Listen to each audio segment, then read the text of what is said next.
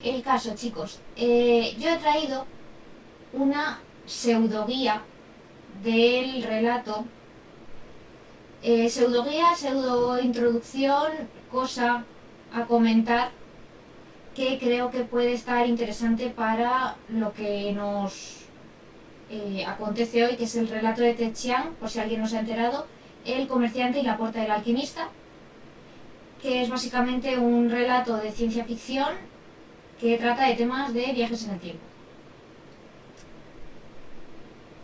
A ver, tucu. No sé si va a venir mucha gente más, pero por lo pronto os lo habéis leído, os ha gustado. Yo me he hecho un croquis y dibujitos del reto. Pues me parece súper buena idea, porque yo todas las movidas de viajes en el tiempo me acabo haciendo siempre un lío. Que lo diga Regas, que jugamos al Zero Escape y Tinglaos de viajes en el tiempo, que por cierto, hablando de viajes en el tiempo, me he traído mi taza de Regreso al Futuro para ir accurate con la situación. Yo tengo algunas anotaciones en un mísero TXT. Oye, pues muy bien. Muy bien, chicos. Aquí todos colaborando. Y os ha molado. En plan, opiniones. Soltad opiniones. Como la Regreso al Futuro. El relato me ha gustado mucho. Examen y curioso. Regreso al Futuro es súper guay. La 2 es aún más guay. Y sí, a mí el relato, o sea, lo leí hace años. Porque yo Exhalación lo leí hace bastantes años en español, luego lo leí en inglés, luego lo volví a leer en español, luego lo leí para una lectura conjunta con Literatura Instantánea, que es una cuenta que os recomiendo mucho, de un señor que es escritor también y que tiene estudios de literatura comparada, entonces da muchísima información sobre las obras, lo explica súper bien. Y se extendió más en otros relatos, entonces dije, pues mira, ya que en este no se ha extendido tanto, voy a hablar yo de ello y vamos a comentar. Me ha gustado como su solución para paradojas, todo ya está escrito, nada que hagas cambia nada, simple pero eficaz de narices. De hecho, quiero hablar de eso porque, a ver, la lucecita está chula, muy chula, pero me está dando a mí. Pues eso, que es un tema muy interesante porque también toca con cosas de religión. ¿Cómo que estás haciendo un speedrun? Estoy acá. Estamos a lo que estamos. Bueno, no te vayas, que me viene bien tener espectadores, aunque no me hagáis ni caso. En el relato hay una cosa que me chirría mucho. Igual puede ser que no lo haya entendido bien. Bueno, pues luego lo comentamos. O sea, puede ser que haya un fallo, puede ser que... O sea, al final Ted Chiang, la cosa que tiene con la ciencia ficción es que no se quiere meter mucho en el tema de ciencia y le suele interesar más todo lo que viene a ser la reflexión, lo que es descubrir dónde está el ser humano dentro de lo que es la ciencia ficción. Así que muchas veces puede ser que peque de poco sostenible o de poco desarrollada la parte científica, pero al final creo que no es el punto al que quiere ir él, así que no me parece tan crucial, pero claro, todo esto da lugar a que luego pueda haber problemillas de entendimiento, de coherencia o lo que sea. Pero por lo general suele utilizar una ciencia ficción bastante vaga, pese a que, como vamos a ver ahora, sí que tiene como una raíz científica. Y he pensado que como introducción podría ir contando un poco de qué va el relato para posicionar a todo el mundo y para que luego esto se va a quedar grabado. Si hay alguien viéndolo en YouTube, no vais a poder participar en el chat porque no lo voy a estar leyendo, porque voy a estar leyendo el de Twitch. Si queréis participar, tenéis el de Twitch. Y si no, luego lo subiré y podéis tenerlo para los anales de la historia. No digáis guarradas porque he dicho antes, ¿eh? Así que, vale. Bueno, este relato pertenece a este libro, que es Exhalación, que se publicó, no sé si en 2007. Venid sus gente, que aquí todos somos muy majos todos. El chat es majísimo, tengo una comunidad súper sana. Gente LGBT, feministas, gente de todas las etnias, todas las clases sociales. Bueno, no, todas las clases sociales no. Si vives en Andorra, no. Rollo, que tributes en España, por lo menos. Pero el caso, se acepta a todo el mundo. Ricky Edith, tú no. El caso, Exhalación Es un libro súper chulo, creo que se publicó en 2007, si no recuerdo mal, pero o en 2007 fue el relato, pero el caso, súper chulo. Este es el primer relato de la antología, tiene 30 páginas. Si no lo habéis leído, os animo a que lo hagáis porque se lee muy rápido, es una lectura súper asequible. Y si queréis seguir adelante con la prosa de Te Chiang, tenéis un montón de relatos súper chulos, de los que vamos a hablar también. A este señor lo vais a conocer probablemente todos por la película de Arrival o La Llegada, que es esa en la que Amy Adams es una lingüista que no sabemos cómo se puede permitir un casoplón, porque los lingüistas no ganamos tanto, y que básicamente tiene que descifrar la lengua de unos alienígenas para entender cómo funciona su sociedad, su cultura y poder comunicarse con ellos y entenderlo. Pero hoy vamos a estar hablando de El comerciante y la puerta del alquimista. Amy Adams puede hacer lo que quiera. Sí, la verdad es que todos adoramos a Amy Adams, es una mujer maravillosa, es guapísima, es una diosa. Vale. Este relato está ambientado en el Bagdad medieval, para situarnos, e introduce la ciencia ficción en un marco pasado, lo cual a mí me parece muy curioso porque el enfoque que se suele tener hacia la ciencia ficción es de cara a un futuro. Entonces me parece como una forma de tratarlo muy original que no tiende a las cosas a las que suele tender el género. Me parece que Te Chiang dentro de lo que es la ciencia ficción es bastante disidente y se la lleva mucho a su terreno. La historia que podemos leer es el relato de un comerciante de telas que relata a un califa un paseo que dio un día y que le cambió su vida. Todo empieza cuando nuestro comerciante descubre una tienda cuanto menos curiosa. La tienda pertenece a un alquimista llamado Basarat que, entre muchos otros prodigios, le muestra una puerta capaz de viajar en el tiempo. Para ilustrar su funcionamiento y las posibilidades de este artefacto, Basarat le cuenta 3 historias a nuestro narrador y personaje principal. La razón de que sea ciencia ficción, una lingüista permitiéndose un casoplón. Sí, a mí es que eso me parece como lo más especulativo de este relato. Me creo que puedas hablar con alienígenas perfectamente, sin problema. Está la posibilidad, pero ¿cuántos lingüistas hay que se puedan permitir esa casa, por el amor de Dios? A ver... Oh no, bots. Bots. Wait.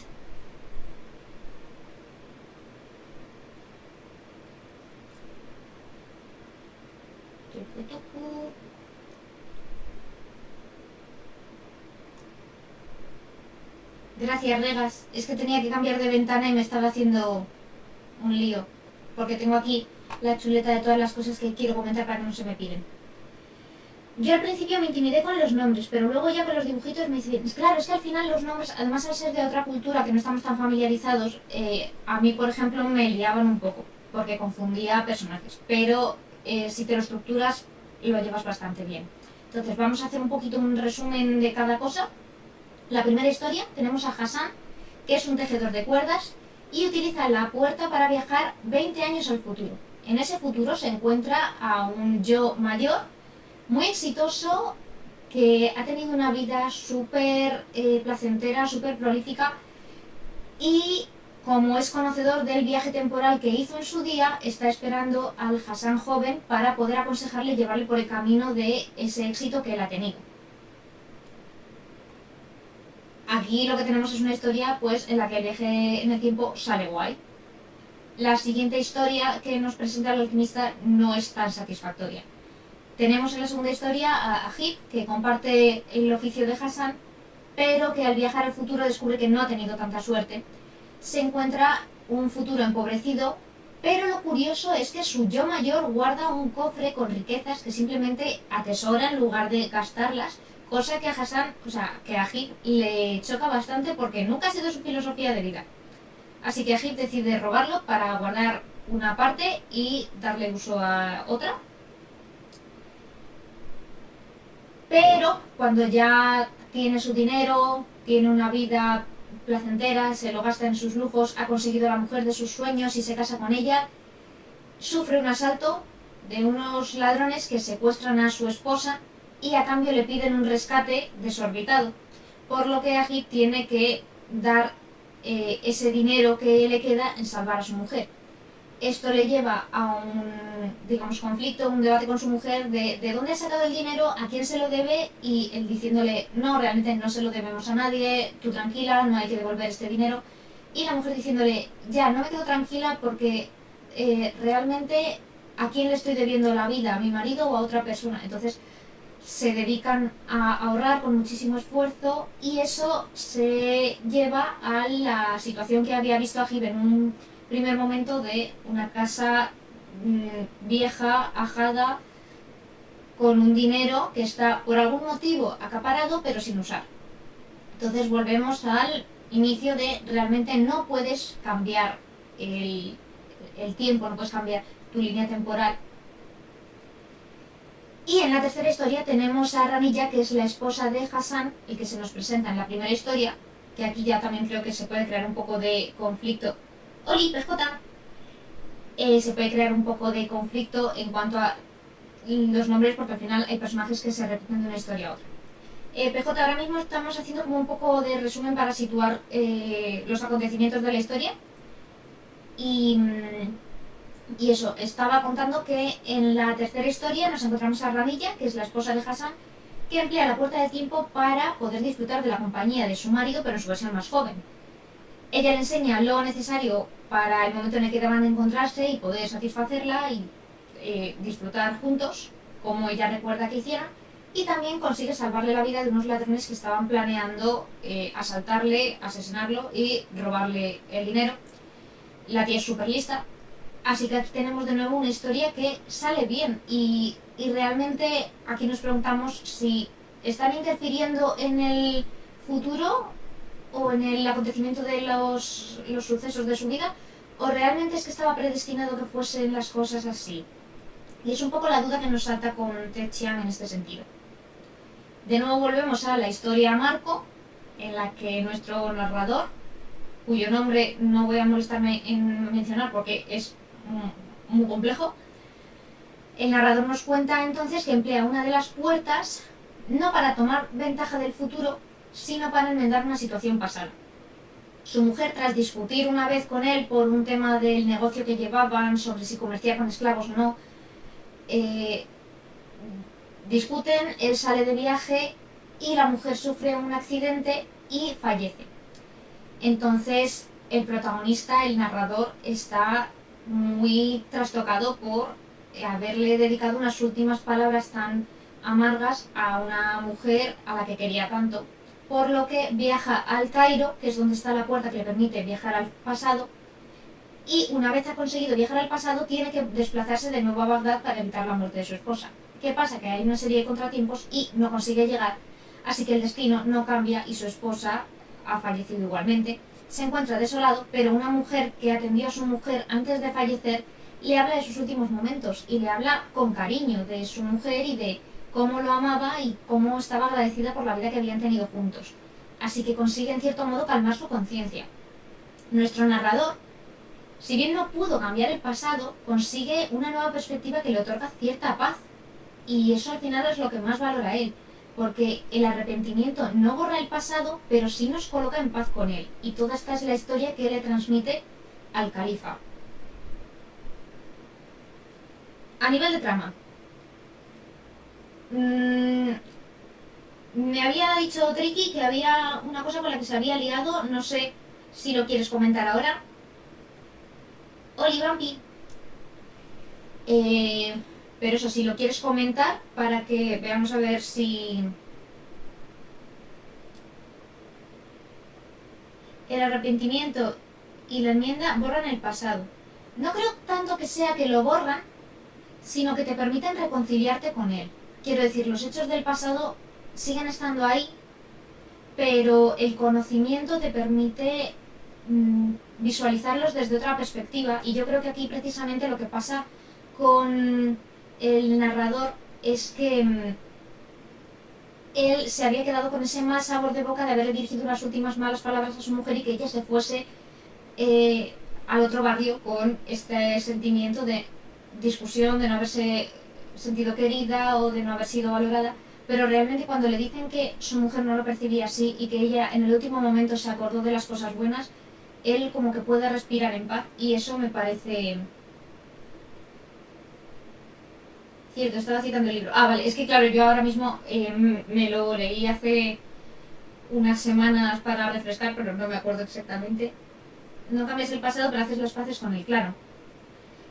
A ver, tricky. Sí, especialmente en el primer cuento. Se dice que el pasado y el futuro pueden cambiar, pero el Hassan adulto, al advertir a su yo más joven sobre el accidente del caballo, ya está cambiando el pasado.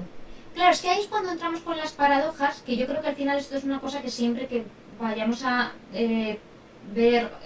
consumir ficción de viajes en el tiempo, nos lo vamos a encontrar. Es un poco rollo Terminator de, vale, pero si es John Connor el que manda a su padre al pasado para salvarlo, para que puedan hacer, realmente si John Connor no hubiese mandado a su padre, John Connor no habría nacido. Aquí estamos un poco con lo mismo. ¿Realmente estás cambiando el pasado o estaba predestinado que tú cambiases el pasado? O sea, ¿cuál es el punto inicial del que partimos? ¿En el que él ha hecho el cambio o en el que se le ha advertido del cambio para que lo haga? Es que yo creo que eso es una parte súper interesante. No sé qué opináis vosotros.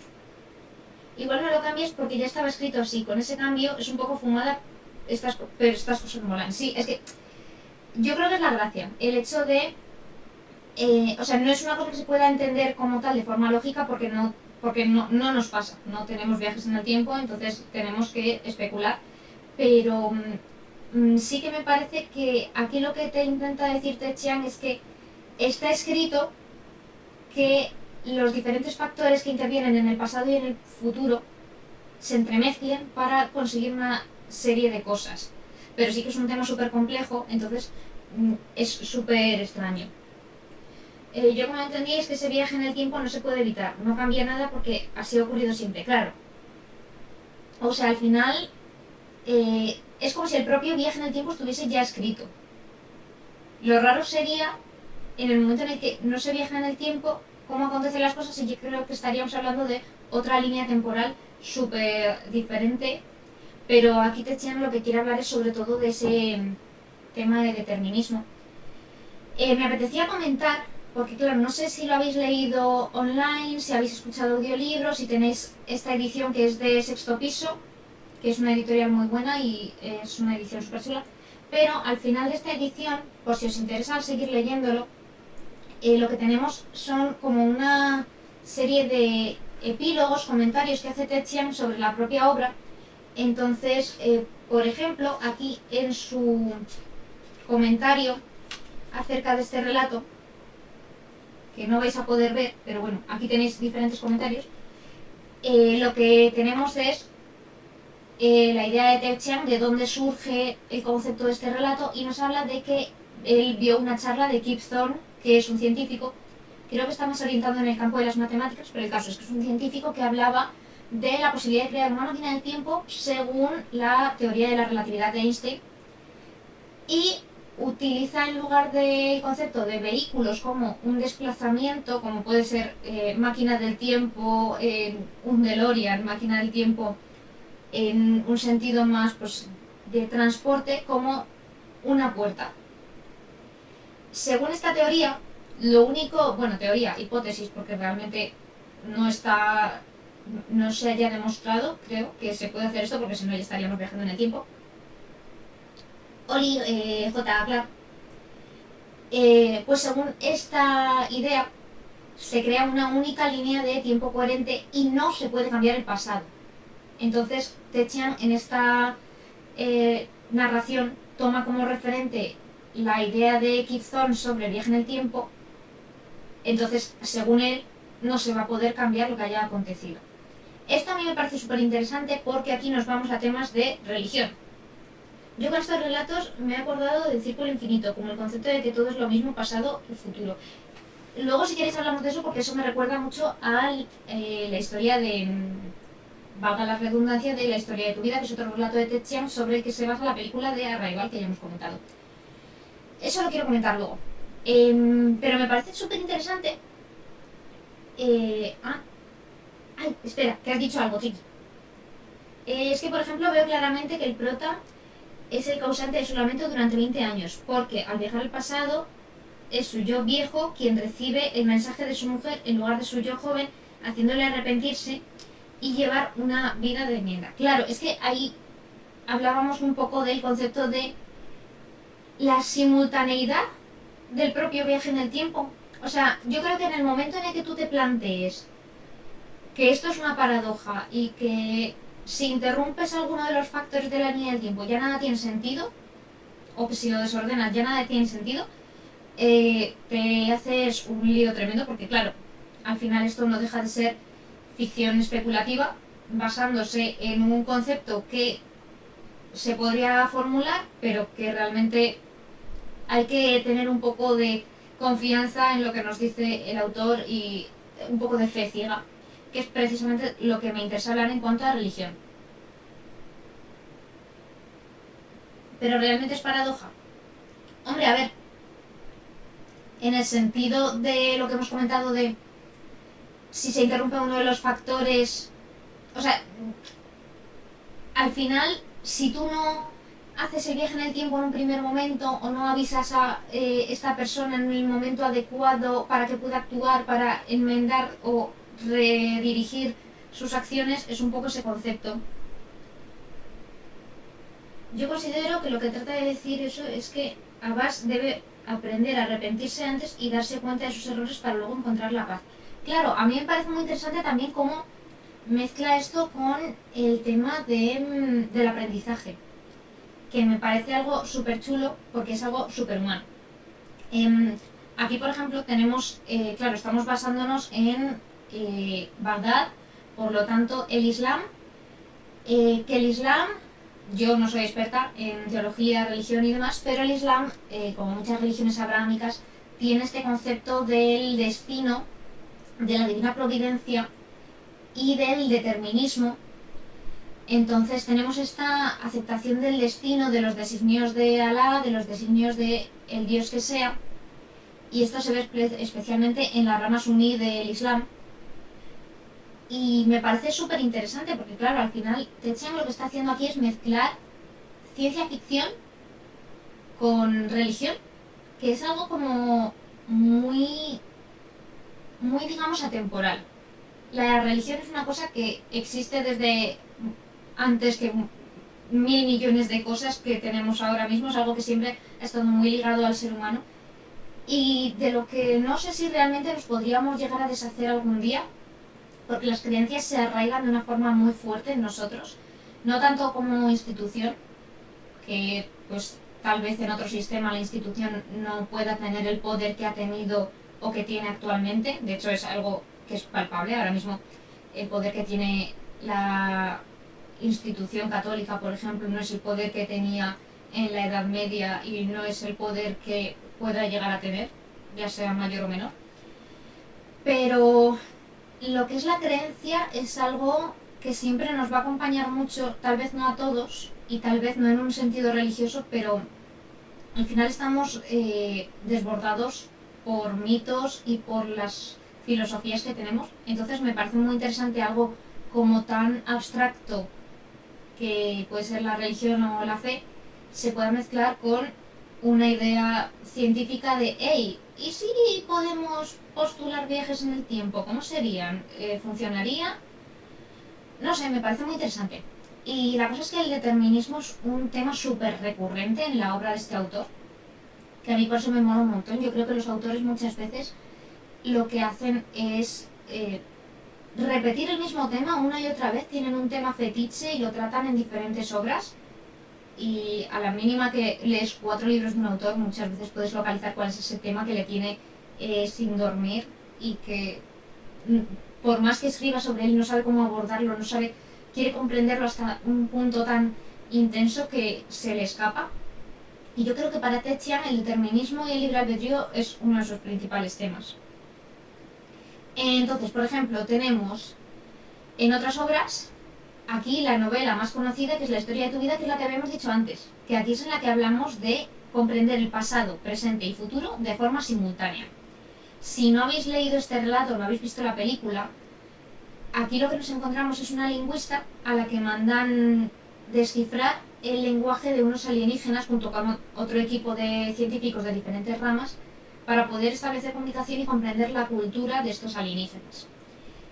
Esto es muy interesante, igual aquí me estoy yendo del relato y no os apetece, me podéis cortar, pero si queréis podemos hablar un poco de este otro relato grosso modo, porque no todo el mundo se lo ha leído.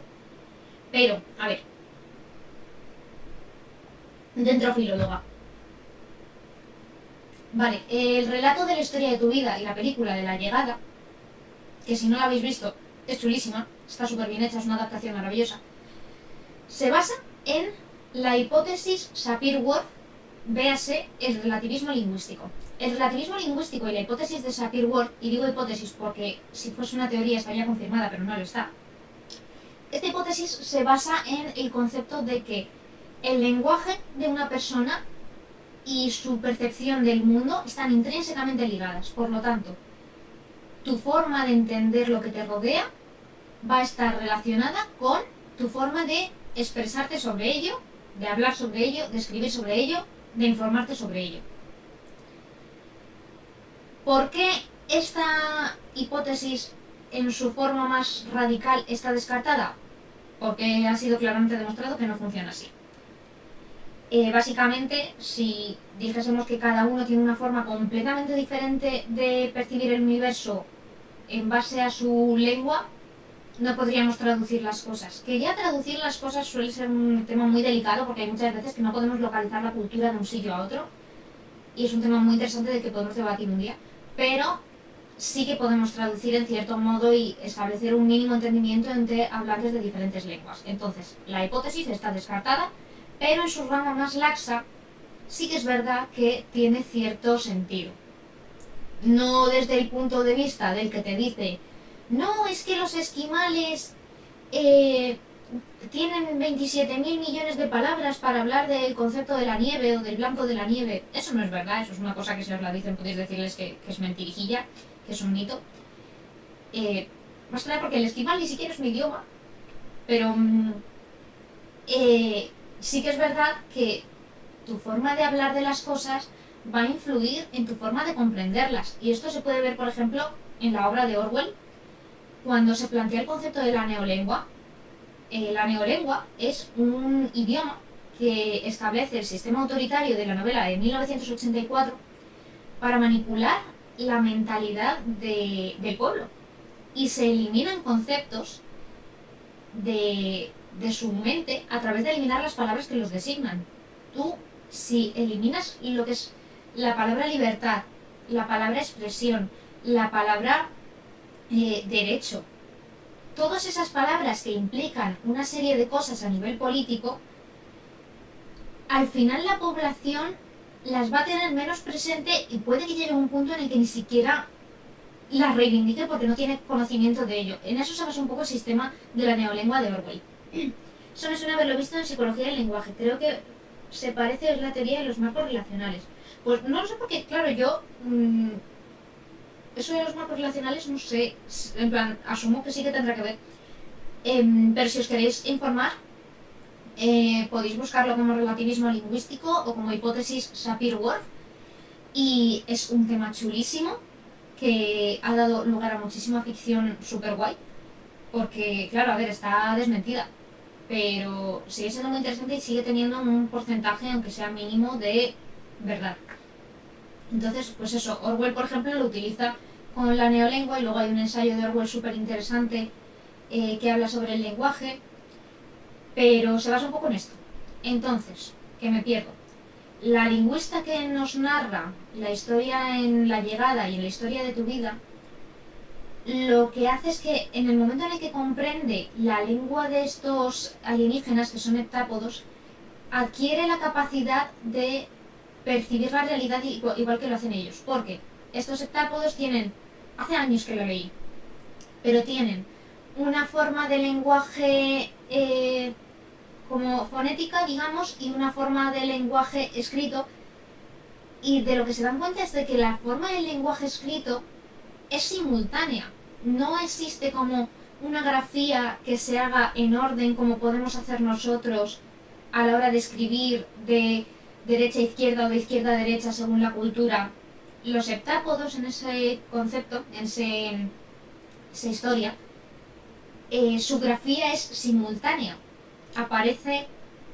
Todo aparece a la vez, todo, no hay una jerarquía en el orden en el que se hacen las cosas. Entonces se cambia la percepción de la realidad y del tiempo, sobre todo. Entonces nuestro lingüista lo que adquiere es esta posibilidad de percibir el pasado, el presente y el futuro como si fuesen una unidad, como si todo se estuviese sucediendo a la vez. El futuro ya ha pasado y el pasado es el presente, y el presente a la vez tiene percepción del pasado y el futuro. Es una cosa súper interesante, que en la película mola mucho, pero es que en el relato, que es más bien una novela corta, es aún más chulo porque se plasma en el narrador. El narrador al final habla en segunda persona y le está contando a alguien la historia de su vida. Y la historia de su vida relacionada con ella misma y con los sucesos que acontecen de cómo descubre este lenguaje. PJ dice, la influencia del lenguaje y su manipulación se da, y aunque lo más evidente es en la obra de Orwell, no hay más que ver cómo se define la violencia en nuestro día a día y qué se considera como tal según quien lo emplee. Es un tema muy interesante. A mí me parece un tema súper interesante, me parece un tema súper importante porque luego tenemos estas discusiones sobre, por ejemplo, el lenguaje inclusivo y sobre qué más da, pues que se incluya a la gente en el masculino neutro. Y realmente, a ver, gramaticalmente se puede hacer en el español y es lo que se hace de forma normativa.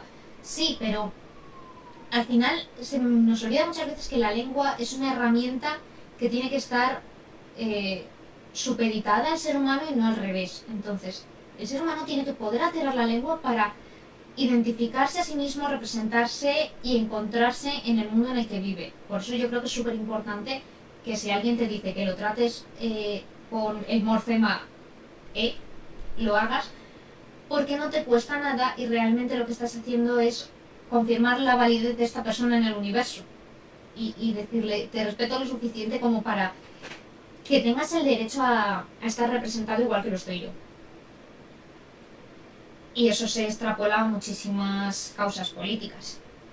Yo lo del lenguaje de la neolengua lo simplificaría como el uso de los colores. Si te vas restringiendo los colores que puedes utilizar, te los van acotando a una lista cada vez más simple que el poder autoritario permite. Al final solo vas a poder pintar lo que ellos consideren correcto, no vas a poder expresarte libremente. Sí, o sea, es que es exactamente eso. Al final es restringir el rango, lo cual me parece anticultural, me parece muy triste y me parece limitar todas las posibilidades que tiene la mente humana. Y es restringir el rango de actuación, lo cual es muy chungo. Hola Ángela, si no se nombra algo, no existe. Exacto, si no se nombra algo, o sea, yo es una cosa que concibo súper crucial para la existencia. Y hay mucha gente que no le da importancia al poder de las palabras, pero realmente tú lo piensas y dices, ¿qué soy yo sin un nombre? ¿Qué soy yo sin poder presentarme como ser humano? Sin yo poder decir, hola, soy María. María realmente no significa nada, pero a la vez significa todo lo que soy yo y la posibilidad de que yo me presente ante una sociedad con la que poder interactuar. Es como, en cierto modo, parte de tu alma, si nos ponemos así filosóficos. De hecho, hay un libro, no lo recomiendo, partimos de ahí. Sánchez Dragó, nunca lo recomendaré, ese señor. No sé, le gustaban las niñas. No escribía bien, pero tiene un libro que se llama Soseki Inmortal y Tigre y que habla sobre el nombre de el gato y cómo está linkeado con el alma y todo eso. Pero no lo leáis. En plan, es anecdótico. Lo comento en plan de Sánchez Dragó mencionó esto, pero Sánchez Dragó también ha mencionado muchas cosas cuestionables que no queremos hablar porque somos una sociedad respetable, no como lo era Sánchez Dragó, que bueno, pues por lo menos ya no nos molesta.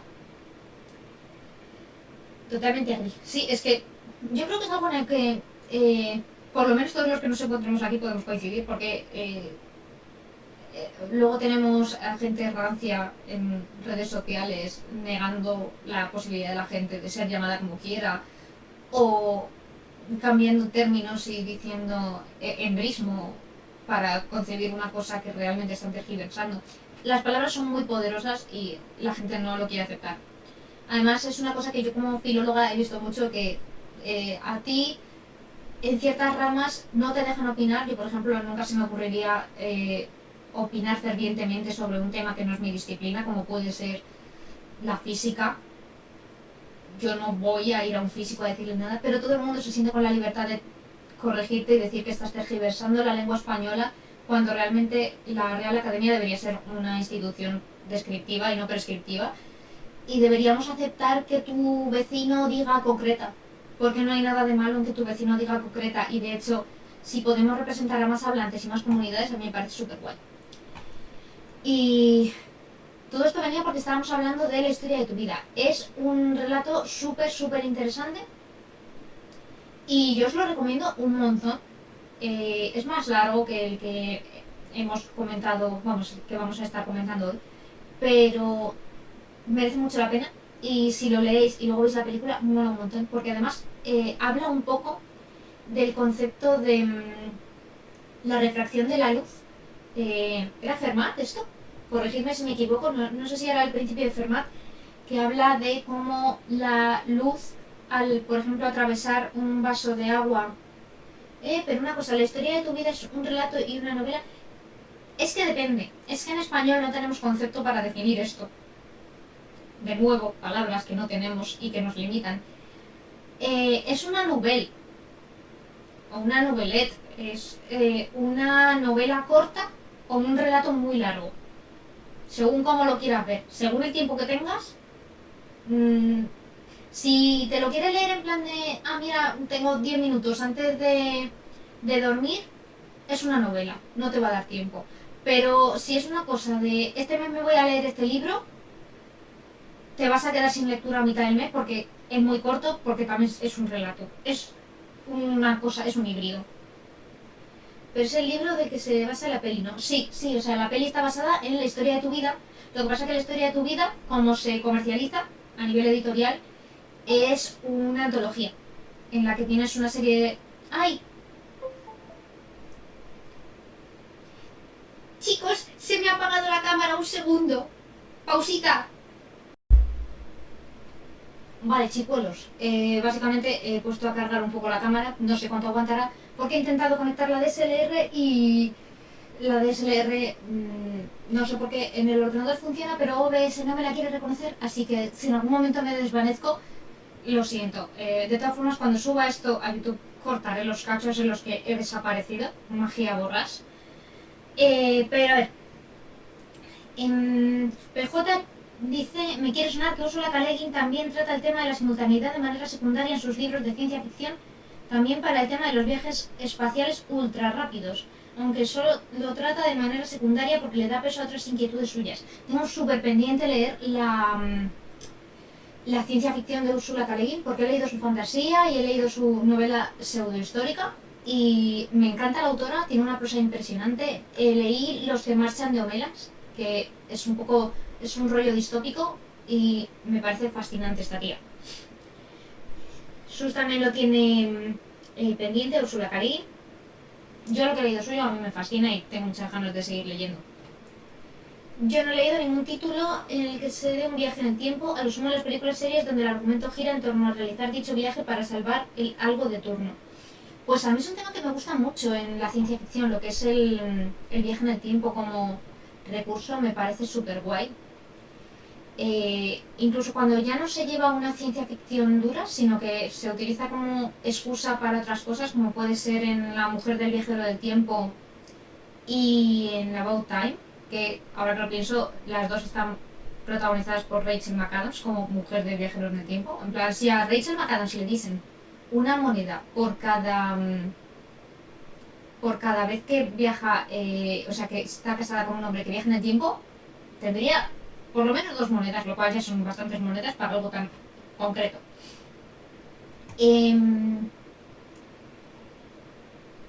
Vale, seguíamos hablando de la simultaneidad y del determinismo en la obra de Ted Chiang y estábamos hablando de la historia de tu vida, pero es que también hay otro relato, que este sí que está en exhalación, que se llama Lo que se espera de nosotros, donde se plantea la invención de un artefacto capaz de predecir la pulsación del mismo. Quiero decir, tú tienes un cacharro, el cacharro tiene un botón y una luz. La luz se va a encender siempre antes de que lo pulses, porque tiene un retraso negativo en el que ya sabe que tú la vas a pulsar, por lo que se adelanta y sale la luz y tú instantáneamente lo pulsas. Entonces el relato plantea, está como a modo de aviso, es muy interesante a nivel narrativo. el relato plantea que tú no tienes libre albedrío, porque si ves la luz vas a pulsar el aparato y si no ves la luz es porque no lo vas a pulsar. Entonces la gente juega a, vale, voy a intentar pulsarlo antes de que salga la luz y no puedes porque antes siempre va a salir la luz. Y luego hay gente que dice, pues no voy a pulsarlo hasta que no salga la luz y claro, no ves la luz porque no tienes intención de pulsarlo, pero en el momento en el que tienes intención de pulsarlo, como ya lo vas a pulsar, sí que se enciende la luz antes y es una locura de relato y mola muchísimo y es hiper corto, no sé si son 2 páginas o así, pero ese mola un montón. Y claro, ahí lo que está haciendo Ted Chiang es decirte, no hay libre albedrío, estamos determinados a, a seguir lo que nos toca. Y me gustaría saber un poco qué opináis vosotros de esto, si hay libre albedrío, si realmente eh, hay un destino, porque yo soy una persona que tiene un poco conflictos mentales en cuanto a esto, porque sí que me gusta pensar que las cosas pasan por una razón, que hay un destino, que todo está escrito para que, no sé, para que salga de la mejor forma posible, de la forma más adecuada, pero claro, también me gusta pensar que somos responsables de nuestros actos y que podemos cambiar las cosas. Pero, no sé, es un poco este debate mental que a mí me parece súper interesante y no sé qué opináis vosotros. Que de hecho me recuerda un poco a lo que estaba diciendo antes de que en Arrival en la historia de tu vida se plantea cómo el agua y la luz al hacer el recorrido hay una refracción porque la luz ya sabe dónde va a acabar su recorrido, entonces él lo recorre de la forma más eficiente posible, que eso lo explican en el relato y es súper interesante. Dice Tricky, pero salvo que la pulsación de ese botón esté ligada a alguna otra condición, siempre podrías decidir pasar de pulsar el botón. No sabría si la luz se llegaría a encender antes de pulsarlo, pero al menos evitas darle la razón. No evitas darle la razón realmente. O sea, simplemente la premisa del dispositivo es la luz se va a encender siempre antes de que lo pulses. No hay ninguna regla que diga nada sobre que la luz esté apagada. O sea, en principio no evitas darle la razón. Sigue llevando la razón. Si tú no pulsas el dispositivo, la luz no se enciende. Esa es la gracia que tiene, que si decides pulsarlo, te vas a encontrar siempre la luz. Y si no lo pulsas, nunca se va a encender la luz porque la luz se enciende con un retraso negativo a que tú lo pulses. Es que o sea, es una cosa como muy simple y a la vez que te rompe mucho la cabeza. Es súper interesante.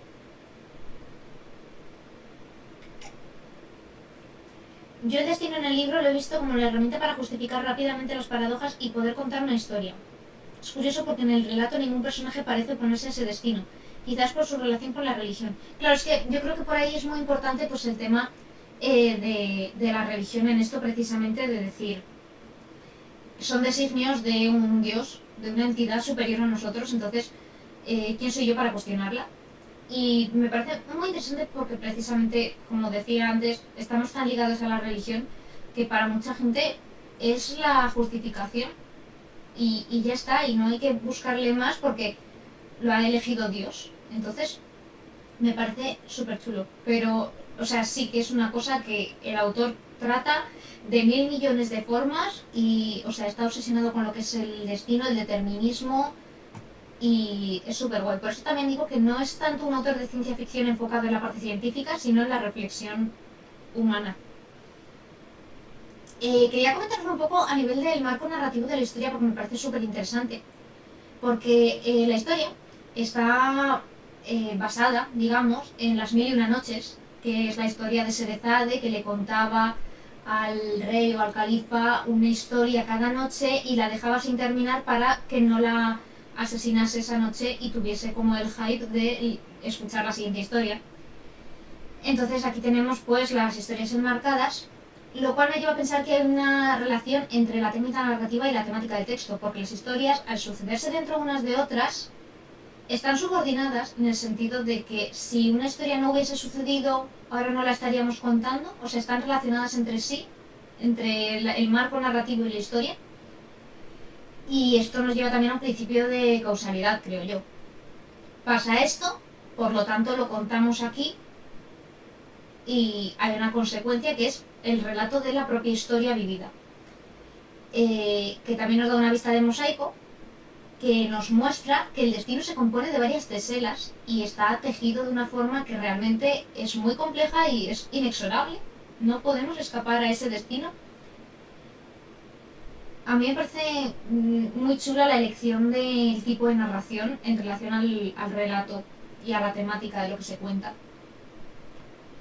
Y creo que el empleo del recurso de cuento e historia también colabora a la idea de las creencias religiosas, de cómo el mito y la realidad se fusionan entre sí, y nos lleva a la idea de la fe como confianza ciega en ese destino que se nos ha escrito, como algo que es apto y bueno para nosotros en una u otra forma, y los caminos de Dios son inescrutables y tal. Me parece muy chulo. Y quiero resaltar, que igual esto es una movida mía, pero tengo la opinión de que los cuentos, las historias que narramos los humanos, son la única forma que hemos conseguido de viajar en el tiempo, en el sentido de somos capaces de dar saltos espaciotemporales, al menos a un nivel abstracto, un nivel mental, gracias a las historias, la literatura, el cine, el arte, porque nos podemos situar de repente en un siglo y un lugar diferente al nuestro. ¡Uy! ¡Puedo hacer unas chinescas! ¡Qué bien! Perdón, me he distraído. El caso. La literatura, la ficción, nos permite transportarnos en el espacio y el tiempo. La literatura hace accesible viajar en el tiempo. Y Serezade cuenta historias que permiten viajar en el tiempo en las 1001 noches, igual que lo hace Ted Chiang aquí. La verdad es que es chula la estructura, historias dentro de historias. Fugad le cuenta una historia al rey, como Basharad le cuenta a él historias de Hassan y Aji, y luego su propia historia de intentar salvar a su mujer. Claro, al final es el concepto de muñeca rusa de historias dentro de historias que están relacionadas y supeditadas unas a otras. Este tema se trata en Sapiens de cómo el ser humano ha podido crear tantos sistemas como la religión gracias al lenguaje. Pues tengo súper pendiente leer ese libro. El Sapiens es el que se hizo súper famoso, que, vamos, yo lo vendía mucho en la librería, sí es el que creo que es. Que luego hicieron otro también, que la portada no, la cubierta era negra. Lo tengo, pues igual un día te lo pido, porque me interesa. Gracias, Ángela. Es la mejor. Pues sí, me interesa un montón el tema. Y no sé, me parece súper llamativa la forma narrativa que ha elegido Ted Chiang para el relato. Y esto ya a nivel filólogo, porque ya que estamos, si os puedo hacer un poco de guía de lectura dando datos de filólogo, bueno, si os parece aburrido no lo cuento, pero yo empiezo a contar. Existe una cosa, que es el Kalila y Dimna, que son unos 70 relatos morales, apólogos, que tienen origen en la cultura hindú, en el 1751, creo, sí, en el 1751, y están escritos en sánscrito. Y son unos relatos que, si queréis buscarlo, Kalila y Dimna, como suena, son unos relatos, pues eso, moralizantes, que siguen el motivo oriental de preguntas y respuestas entre un rey y un filósofo, como podemos ver aquí, que tenemos a la figura del califa y a la vez tenemos a la figura del comerciante, que es el que está contando una historia que al final se va a convertir en una lección, que es algo que también se ve mucho en las fábulas. Al final utilizamos mucho la literatura y la narración como tal de una forma muy didáctica, como una forma de aprendizaje. Lo asimilamos muy bien a través de historias y me parece súper interesante que sea un recurso que se ha utilizado desde muchísimos años atrás. Y esto luego se refleja para que os pille más cerca, porque yo entiendo que el Kalila y Dimna, si no sois gente que haya estudiado Asia, su cultura y en concreto la cultura de la India, os pilla un poco lejos, pero tan cerca como Don Juan Manuel con los cuentos del Conde Lucanor, que puede ser algo que hayáis leído vosotros, o yo personalmente me compré una edición y narrando a mi abuela, le iba leyendo en alto los relatos del Conde Lucanor, y luego cuando terminé de leérselos todos le regalé la edición y la guardo con mucho cariño. Y a mí era una historia que me gustaba mucho, porque son relatos dentro de un marco, me parecía muy interesante, y todo esto está muy relacionado con Sherezade y las Mil y una Noches, con Kalila y Dimna, y luego tenemos un montón de historias también, como puede ser los cuentos de Canterbury, que también trata de un grupo de gente que va contando historias en cada día de su viaje, que se basa también en el Decameron de Boccaccio. Al final, toda la literatura está muy relacionada, vamos, toda la literatura no, pero gran parte de la literatura está relacionada con esta técnica narrativa que es súper interesante. Por ejemplo, pues eso, el Conde Lucanor es del siglo XIV, los cuentos de Canterbury, siglo XII, XIII, Chaucer, en plan, es algo que se remonta hace muchísimos años.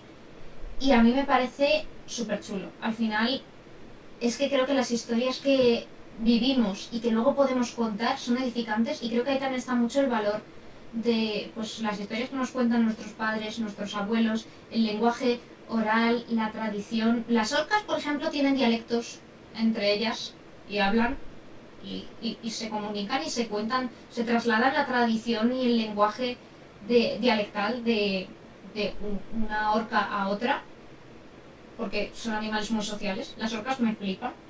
Un día, si queréis, hablamos de orcas. La narrativa da sentido a las cosas a nivel psicológico, porque la vida en sí no tiene sentido como tal, y la narrativa es un poco como darle significado y orden. Claro, al final por ahí partimos también siempre de la religión. Tenemos el tema del ebemerismo y de la forma de darle una explicación mitológica o religiosa a eventos que puedan o no ser explicados racionales, nos están aconteciendo, aunque los podamos explicar ahora, dentro de 100 años o tal vez nunca. Y es el ser humano con su necesidad de, no lo puedo entender, voy a intentar explicarlo de una forma lo más asequible posible para mí, que luego se embellezca más o menos, yo puedo interiorizar y creérmela, que también me parece súper chulo porque al final es una cosa que se comparte entre culturas. Tú, por ejemplo, tienes la religión sumeria y tienes a Utnapishtim, y luego tienes la religión cristiana y tienes a Noé, y realmente son la misma figura. Tú lees la épica de Gilgamesh, tú lees las tradiciones sumerias, y realmente es lo mismo que luego tenemos en el cristianismo y las religiones abrámicas, que están súper relacionadas entre sí, aunque luego haya diferencias entre algunos factores, pero realmente la religión está muy ligada. Tenemos los dioses nórdicos con el panteón celta, que también está súper ligado. Está, o sea, todo súper relacionado. La mitología griega y la mitología egipcia, todo tiene un nexo en común, porque el ser humano siempre, siempre, da igual donde se sitúe, va a necesitar algo en lo que creer y que le pueda explicar las cosas que le están pasando a su alrededor. Y claro, de ahí nace la literatura, precisamente uno de los primeros como documentos de lo que es la literatura es el poema de Gilgamesh, que no solo es uno de los primeros documentos literarios que tenemos, sino que también es el primer documento de yaoi que tenemos, porque Gilgamesh y Enkidu eran novios. Entonces, los sumerios estaban a la orden del día. Tenía más entendimiento de la sexualidad de un sumerio que un rancio de Twitter. Yo ahí lo digo. En plan, yo lo siento, si te saca ventaja en valores un señor que escribía de forma cuneiforme, igual te tienes que replantear las cosas. Pero es, la narrativa yo creo que es súper importante para el entendimiento del mundo. Y de nuevo volvemos a lo de las palabras, son muy importantes para el entendimiento del mundo, y poner en palabras para poder comunicarnos y traspasar las historias de unos a otros y nuestros valores, y educar a las próximas generaciones y explicarles cómo funciona el mundo en el que hemos vivido. Y de ahí vienen las historias edificantes y las historias de aprendizaje moralizantes, las fábulas que le contamos a los niños, y el buscarle la moraleja a la literatura. Y precisamente de ahí vienen las charlas que tenemos a posteriori con la literatura, de cómo lo has interpretado tú, porque es una cosa súper chula.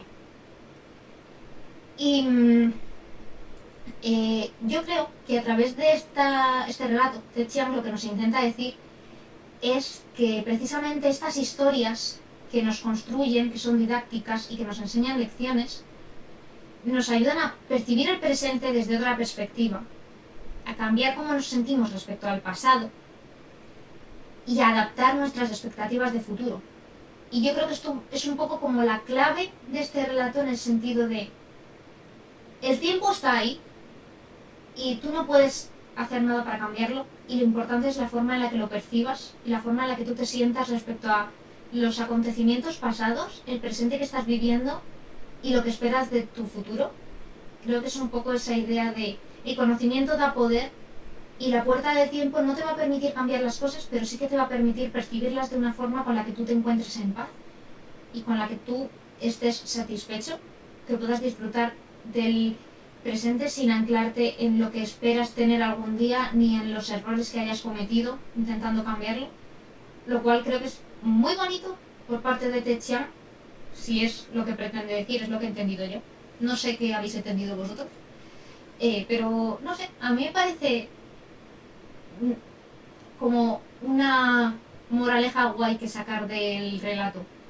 Lo cual es curioso, porque si sacas una moraleja de un relato que habla de relatos edificantes, tiene como muchísimo sentido, y entonces Ted Chiang ha hecho muy bien su trabajo porque es un muy buen escritor y yo lo recomiendo un montón. Decidme opiniones, chicos.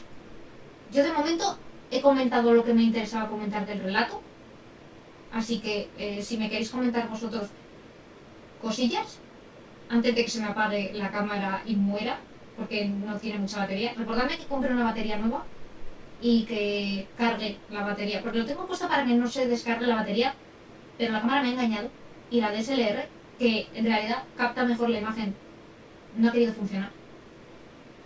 Pero comentadme vosotros.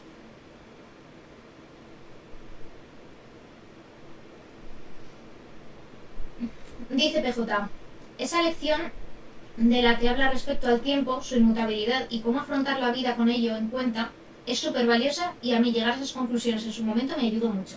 Sí, ¿verdad? O sea, a mí me parece algo como que te hace madurar mucho, te hace vivir sin esa preocupación y esa ansiedad que tenemos ahora mismo. Y mira que yo soy una persona que necesito comprenderlo todo, pero precisamente el comprender que hay veces que no puedes cambiar las cosas y no puedes, simplemente tienes que aceptar cómo te llegan y esperar pacientemente a que las cosas sigan su curso. A mí es una lección que me parece muy importante de asimilar. Que claro, luego tú tienes que hacer tus acciones conforme a tus creencias, de la forma que mejor consideres, pero me parece guay el confiar en, mira, las cosas te vienen así y es, como tú dices, inmutable y hay que vivir así.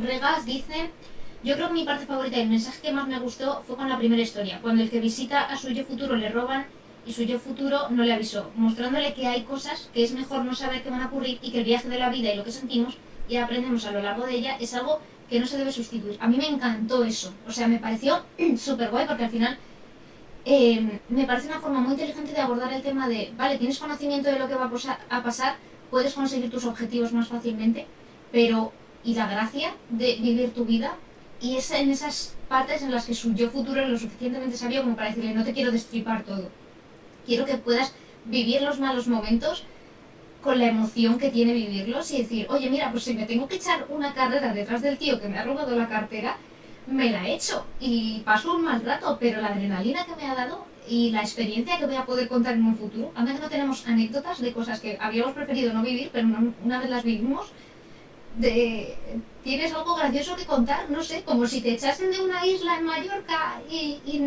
te amenazasen por Twitter.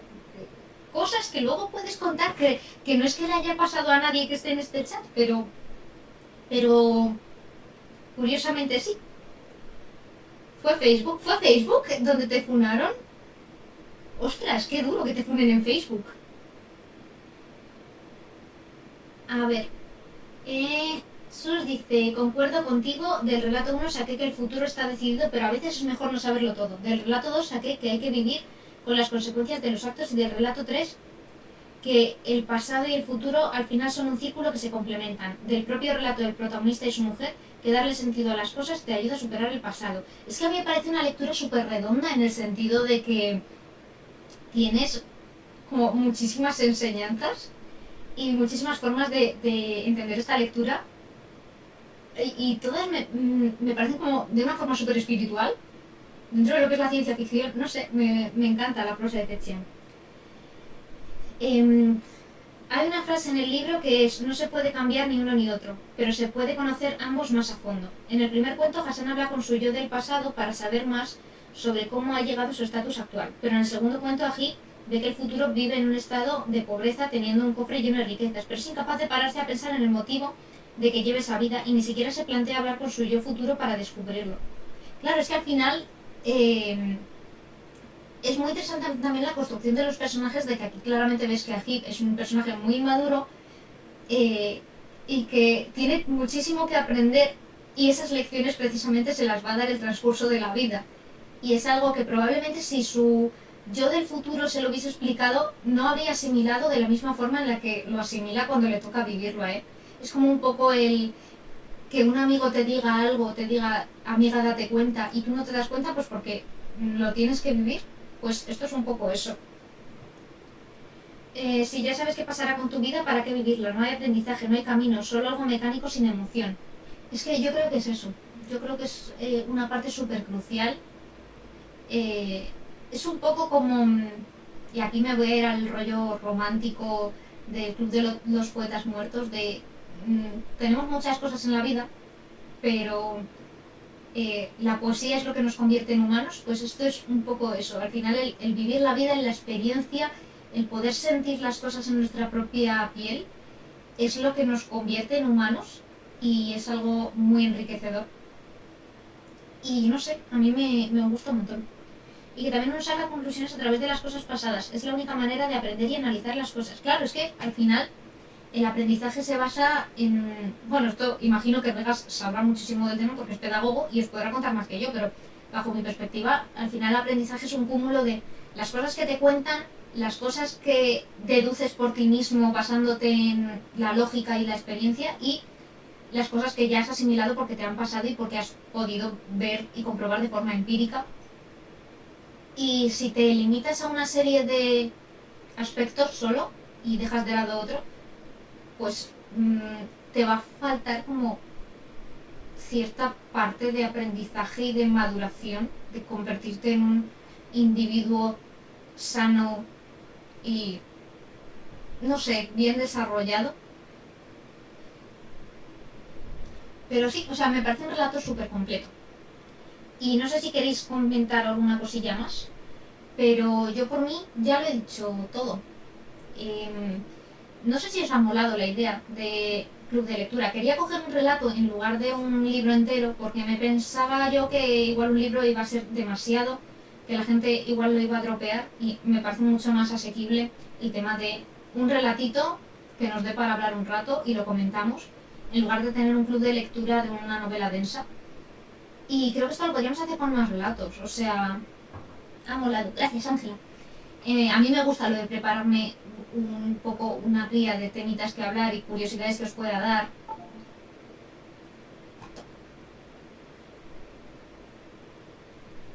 Vale. Con esto en pantalla voy a hacer mi conclusión. Que eso, que a mí me ha molado mucho el tema de prepararme esto, y si os interesa que en un futuro hagamos otro mini club de lectura, lectura conjunta o lo que sea, yo estaré encantada. Acepto todas las sugerencias del mundo, vía Instagram, vía Twitter, vía WhatsApp, los que tengáis mi WhatsApp, vía comentarios aquí mismo, lo que sea. Mi idea es hacerlo sobre relatitos para que sea algo asequible. Si queréis podemos hacerlo de Flores para Algernon, que a mí es un relato que me encanta, y que hay versión relato y versión novela, o sea que para todos los gustos. Podemos hacerlo de más relatos de Ted Chiang. Si me queréis recomendar relatitos también podemos hacerlo, de diferentes géneros. Yo a tope. Si me puedo preparar cosas más, pues un poco de guía para pues eso, igual que aquí os digo, no, pues mira, esto está referenciando a esta obra de la literatura universal, para ser un poco pedante y que luego podáis buscar más cosas guays, y si es simplemente club de lectura de vamos a comentarlo y reírnos entre nosotros, o discutir o llorar juntos, también. Así que lo de la cámara será por el calor. No, lo de la cámara no es por el calor, lo de la cámara es porque soy estúpida y no compré otra batería y se me olvidó cargarla, porque la tengo configurada para que no pete con el calor. Pero eso, mientras me podéis escuchar, como esto ya es la conclusión, yo tenía preparada esta imagen de Hang in There Baby y pues eso, acepto sugerencias y un placer. Muchas gracias por haber estado todos. Me ha gustado un montón poder comentarlo con vosotros porque muchas veces leo cosas y me quedo con el saborcillo de boca de ay, lo comentaría con alguien y no he podido hacerlo. Así que súper guay si os apetece otro día. Y gracias a ti por organizarlo. Ay, qué majo. A mí es que, no sé, no me costaba nada. Yo a tope con hacer análisis literarios de cosas. Así que súper guay, chicos. Muchas gracias. Y eso, se reciben recomendaciones muy gustosamente. Me podéis seguir aquí, me podéis seguir en YouTube, me podéis seguir en YouTube, por cierto, intentaré colgar el vídeo del directo, lo editaré para cortar los momentos así de parón, pero en principio por si queréis revisitarlo lo tendréis subido en unos días. Y eso, seguidme en mis redes sociales, hagamos amistades y eso. Muchas gracias chicos y me despido aquí. Bye.